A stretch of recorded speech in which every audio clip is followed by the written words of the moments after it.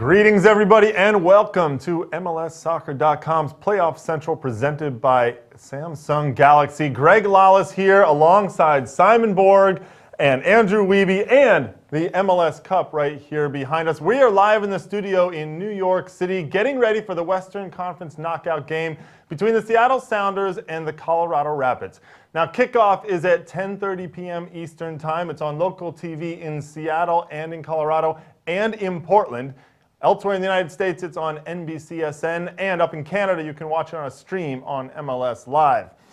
Guys, please tell me you're as excited as I am, because not only do we have the Cup, we have our playoff beards. Well, two out of three. Two of us. Almost, I'm not even sure you can grow a playoff Me beard. either. So, and we have a great matchup in this one that has a lot of storylines, and I'm very excited about this. It's a perfect way to kick off the playoffs. And I'm excited because I can smell an upset here. Oh, boy. Psychologically, the pressure's all on the Sounders. The Rapids, by falling to number 5 and going on the road, they're playing with house money at this point.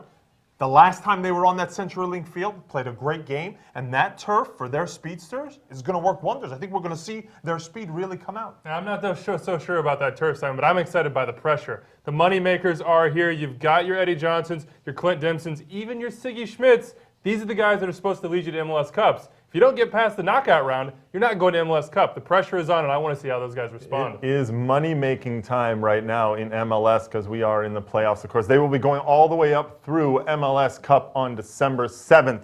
Now, guys, the biggest talking point over the last couple of days since the regular season ended on Sunday, injuries. And that's not something we always want to talk about. Usually we want to talk about the beautiful game and all of that, but injuries have been a big deal. On the Colorado side in particular, it's all been about Vicente Sanchez and whether he was going to be available. Let's look at the starting lineup now for the Colorado Rapids. Wiebe, walk us through it. Well, obviously no Dylan Powers. He is out with those concussion symptoms. No Vicente Sanchez either. We'll start in the back, though. Clint Irwin going left to right in the defense. Chris Clute. Herman Mera, a huge shock here. You would expect Shane O'Neill to be in the middle. He is now at right back. Drew Moore, of course, still there in the middle. In the midfield, the big change here, Martin Rivero gets the start at attacking mid, and he has the two defensive midfielders behind him to provide some cover in Nathan Sturgis and Henry Thomas. And then there's the speed up top. Deshaun Brown, a Rookie of the Year candidate, Gabby Torres, and Atiba Harris. Those guys ought to put pressure on that defensive back line. Those guys are going to be nightmares for Seattle to deal with, those three guys. Especially the guys up top. I mean, I think Gabby Torres going down the middle at the center backs for the Seattle Sounders are going to be some problems. But you mentioned the back line. Let's talk about that a little bit. A big shift. No one was expecting this. For the last, as far as we can remember, it's been Marvell Wynn at right back and Shane O'Neill in the middle. What is Oscar Pareja, the head coach, thinking in this one? I think he's looking to combat that speed of Nagel and Eddie Johnson. He wants to have a guy that can keep up. Now, we know Marvell Wynn has the speed out with there. Anybody. Certainly, but he may be he may be prone to fouls. And with this team, a team that did not create chances against the LA Galaxy from the run of play, you cannot give them free opportunities to put balls in the box for Clint Dempsey. That's a big key, because I think Colorado Rapids are going to be under siege the entire game. And you can't have Marvell Wynn, early on, who's the more athletic type, wants to bang bodies, and sometimes not a fault of his own. He draws fouls. He doesn't draw them; he commits them. And you don't. Sometimes he draws them. You don't want set pieces around your area. So I think it's actually Shane O'Neill. He's a gamer. Wherever they've played him, he plays well. This is the 7th time that he's going to play at right back this year. He had 3 starts at right back, moved within 3 other games to right back. But the guy, he showed us, he can play anywhere. All right, but let's move up the field a little bit. We've said it. Vicente Sanchez not in the lineup. Is Martin Rivero enough of a playmaker to cause problems and get those speedsters into the right spaces? I certainly think he is. We've not seen the best of Martin Rivero this year. Led them in assists last year. But Oscar Pareja had to put him on the field. Without Vicente Sanchez, you've got 3 forwards running nowhere with no ball in front of him. He's going to be the guy that has to turn that service. He's got to beat Ozzy Alonso in 1v1 situations. That is not going to be easy. My worry there is Rivero. I don't like what we've seen from him thus far. I don't think he's in form. I don't think you play him in this kind of game. I would be happier with LaBroca at that attacking mid position. I don't think Rivero has it yet. All right, well, before we actually move on to the Seattle lineup, a quick reminder. If you'd like to send a question to us on Twitter, use the hashtag SEAVCOL. We will comb through it and we'll look around. We got Michael Milberger over here looking at stuff on there. And also a reminder, we're going to have a live post-game show as well. So immediately after the final whistle of the game, we will come on live again here on MLSsoccer.com. The Seattle lineup. A lot of talk about whether Obafemi Martins was going to be ready. Was Leo Gonzalez going to be ready at left back? Simon, what's the answer to those questions? Well, the big question here, Obafemi Martins, not anywhere to be found, not even in the 18. Leo Gonzalez does make it back, though. He's at left back. DeAndre Yedlin spurning at goalkeeper. Hurtado and Traore in the middle at center back. That's your back line. Pretty solid, what you'd expect. In the middle, though, they still go with the diamond here. People have debated how well it worked against the LA Galaxy. We see it again here, where Osvaldo Alonso at D-mid, Clint Dempsey playing the number 10, the attacking mid, Moffat and Evans on either side, and Mauro Rosales on the bench. And this is a big issue for the Seattle Sounders. They don't have a playmaker here. Dempsey, I don't care that they play him at the number 10. He's not a playmaker. Who is going to feed Lamar Nagel and Eddie Johnson? I think there are a lot of people in this world, and especially in the U.S. soccer community, that would argue that point, that Clint Dempsey is not a playmaker. He has been a playmaker in the past. Yes, he became a goal scorer a little bit more in England, but he has shown the ability to make plays for others on his team. But here's the thing, Greg. Without Mauro Rosales, without Obafemi Martins, you've broken up those two great partnerships we saw this year. And that is Eddie Johnson and Rosales, and that is Martins and Nagel. Without that, where are they going to create chances? Johnson feasts in the box. He's got nobody to serve to him. That's a good. My other point is this. Clint Dempsey, the best we've seen of him, when he's scoring goals for the U.S., when he's scoring goals for Fulham and Tottenham, just making runs into the box and just banging bodies. When he gets the ball at midfield, he tends to hold it, try to dribble, lose the ball, and they're going to be on him. Nate Sturgis and Hendry Thomas, they're going to give him a hard time. Hendry Thomas, prediction. Hendry Thomas and Clint Dempsey are going to be getting into each other's face a lot. Hendry Thomas saw what Dallas did to Dempsey here. And they were, Jackson especially, you're going to see, he got under Dempsey's skin. I think Hendry Thomas, that's his MO. He's going to do it in this game. Well, it's been his MO everywhere he's gone, in just about every game. Hendry Thomas, very good at that. However, I do want to bring up one thing. This is a team that Seattle's put out there to apply a lot of pressure. When you put a Moffat and an Evans and an Alonso, they want to, as we talked about at the start of the show, they want to go high, they want to go fast, and they want to get in there quickly into your grill, if you will. And then maybe let the three guys up top just do their thing. But otherwise, it's about like putting pressure in the midfield. Well, look, the reason being, you cannot give the Rapids time to turn and pump the ball upfield. They want to counter. They want to hit you quickly. And if you don't have a guy that can do that, that is the key. The big question for me comes on that right flank. We talked about service. DeAndre Yedlin could be the guy to provide it. But look, he got abused in that Colorado match by Brown. If he goes forward too much, watch out for the going the other way. Look, when you play a diamond, as the Seattle Sounders are, you depend on your fullbacks. So if Leo Gonzalez on the left and Yedlin on the right are coming down, that's exactly what Colorado wants to happen, so that Deshaun Brown and Atiba Harris will make those runs behind the fullbacks. This is going to be a nightmare for Seattle. Oh, boy. Well, let's see if it's a nightmare in Seattle already. I don't think it is, but we have our own Samantha Yarrick out at CenturyLink, who is there with four-time MLS Cup winner Craig Weibel. Sam, take it away. Thanks, guys. Well, Craig, as a former player who has played in many games with as much pressure on the line as tonight, what is going through these players' minds? Well, there's a lot of excitement, a little bit of nerves. You know, what you'll see behind us is the young guys might be trying to get loose and looking around a bit more than normal. You know, there are nerves in the stadium. It's a different atmosphere. It falls on the veterans to keep these guys calm. What do the veterans need to do? Well, they've got to go about business the right way. They've got to do what they always do. They've got to show these young guys how they prepare the exact same way, and that this game in their minds isn't any bigger than the other ones. That's how we always ran our locker room when I was a veteran, and it worked quite often. All right, so Craig, now we know the lineups for tonight. Ziggy going with that diamond formation again that we saw against LA on Sunday. Why did he go with this formation? Well, these games are decided by special players, and the role players tonight have to be role players, and they've got to do their job. The special players have to be special. It's what makes Landon Donovan so good at what he does. And tonight, that diamond is to free Clint Dempsey up and let him poach the goal. Let him find spaces underneath, in between that midfield and that back line, and let him do what he does. The whole purpose for that diamond is for Clint Dempsey. And if it works, it's going to make everyone here happy. All right, and on the other side, we have the Colorado Rapids, a young team that has struggled on the road in Seattle, and especially on turf this season. What do they need to do differently to get the win?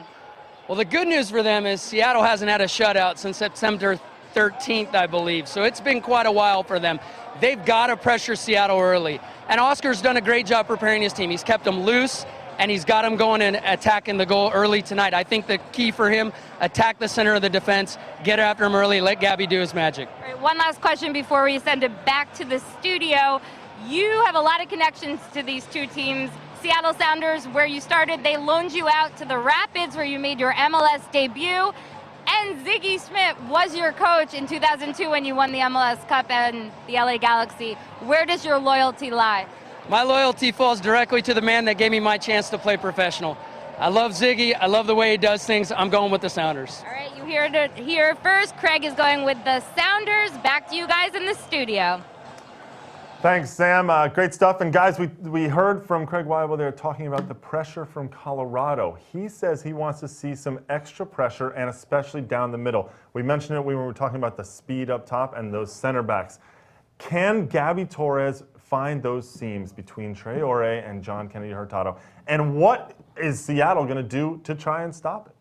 I don't think it's going to be Gabby Torres, to be honest with you. I think Gabby Torres shifts wide. I think the way they laid out this formation makes you think he's going to be the central forward, but I think it's going to be Harris or Brown, and then Gabby Torres shifts wide. I think we've seen his best work, Gabby Torres, when he starts out wide. That great goal that he scored right here. He's a little shifted out wide a little bit. So I think that's where he tends to go, and he'll pick up scraps after Harris and Brown have pounded on that defense. Well, look, the key with Harris and Brown, one of those two has to be at the back post. Chris Clute at left back, Right. He's going to get forward. He's going to serve the ball. You need someone back there to be a presence. It's probably not going to be Torres. He wants the ball at his feet. Well, on the other side, there is Eddie Johnson. We didn't really talk to him much. He, of course, had that famous or infamous, if you will, pay me moment a little while ago. He backed down from that a little bit and saying, no, I'm fine with that. Eddie Johnson, let's talk about him and what he's going to be able to do. Can he become that player that they need again to shine? They don't have anyone who's really shining. He wants to be paid. You talked about it, the money-making time. Will he do it tonight to be paid? I think he will do it tonight, but he has got to find a way to hold the ball. They're going to have possession all night long. He's got to be available for Clint Dempsey to let him play off him, but then he's got to spin and get in behind. I don't think he's going to have service from wide positions. It's going to come from those little dink-through balls that Clint is so good at, or perhaps combine it with Nagel. But he is going to have to be the man tonight. I think he'll deliver. I think one thing to think about, a lot of these goals coming in that we're seeing the highlights for here, the passes are coming from Mauro Rosales. And Andrew, you mentioned it a little bit earlier, how the Rosales-Johnson combination is so important for the Seattle Sounders' success. All right, well, let's look a little bit at what we have seen on social media. We've got a tweet now coming in, and I've been delivered a tablet here in order to do special package delivery. This is from Hayes Creech, which I love, a great name, Creech. He asks, how important is Ziggy Schmidt's experience in a matchup like that? We heard Craig Weibel talk a little bit about the experience of Ziggy Schmidt. He has the second most wins of any MLS coach in the playoffs. And so, Simon, how much is experience in this? Zero. Oh, Zero. really? It's about the players on the field. And what it comes down to is the matchups. But how often do you see a rookie coach or rookie players really dictate a playoff game like this? An important pressure-filled playoff game. The coaches are doing nothing. The coaches are just picking the lineup. So the lineup. Did they pick the right lineups? Is what your Ziggy question is. Schmidt's going to be questioned on that diamond and playing Dempsey at attacking mid. I don't think that's the answer for the Sounders. And then you have Oscar Pareja. He set himself up for a massive second guess.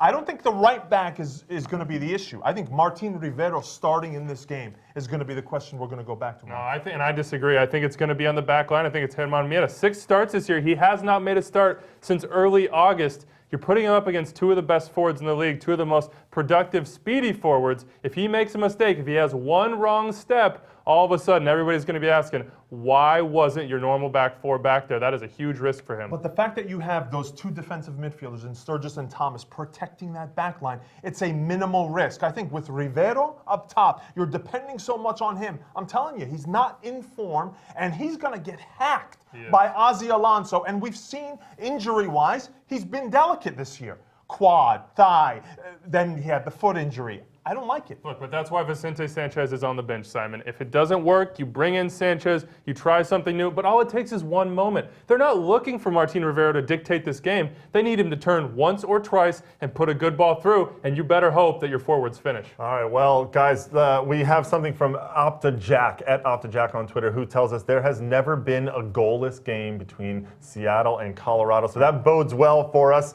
They also like to give up a lot of set pieces. Both clubs gave up 15 set pieces this year. And that's where Martin Rivera might come in. Yep. He's a set piece specialist for them. And Drew Moore, we know the stat on Drew Moore. He scored, I think it's three in the last 4 against Seattle. Against Seattle. Three in the And last 4. on set pieces, he's dangerous. So maybe that's where Rivera comes in. 7 goals given up on corner kicks this year for Seattle, 3 of those to the Colorado Rapids. Wow, spouting out the stats. Guys, we got to spout out one last thing before we go. We need some predictions. We heard Craig Weibel. He's all for Seattle in this one. Andrew, I'm going to go to you first. Predict this game for us. Give us a score. Maybe give us a scorer. Look, it's going to be 2-1 Seattle. I agree with Craig Weibel. I think just in the end, the moneymakers are too much. Clint Dempsey with the game-winning goal. Gabriel Torres also going to get one in this game. So the guys with the money, they're going to get it done for Seattle. I think this is going to be a match full of frustration for the Seattle Sounders. I think Colorado's going to be sitting back. I cannot wait to see your Twitter feed. Colorado's going to be 10 sitting minutes. back, and then don't underestimate the speed of Clute coming out of the back, and you have those front runners. I think Colorado are going to get their share of opportunities. They'll get a set piece here and there. I think they're going to have enough opportunities to pull off a 2-1 win. I think you are crazy. I love you because you're crazy, Simon. That's why everyone loves you. They were the better team the last time they played at They might have Century been, League. but this one, I'm going with Andrew on this one. I have a 2-1 victory for Seattle as well. All right, we're going to get out of here, but before we do, a couple of reminders. Hit us up on Twitter. Use the hashtag @SEAVCOL. We'll be combing through all the tweets during the game. We're going to use them for our live post-game show right after the final whistle. We'll be right back here to break down everything. So, the game is at 10:30 p.m. Eastern Time. That's just a couple more minutes now. The Seattle Sounders and the Colorado Rapids in the Western Conference knockout game. The winner, what do they get? They get a date with the Portland Timbers in the Western Conference semifinals. For Andrew, for Simon, I'm Greg Lala signing off from MLSsoccer.com's Playoff Central presented by Samsung Galaxy. Enjoy the game.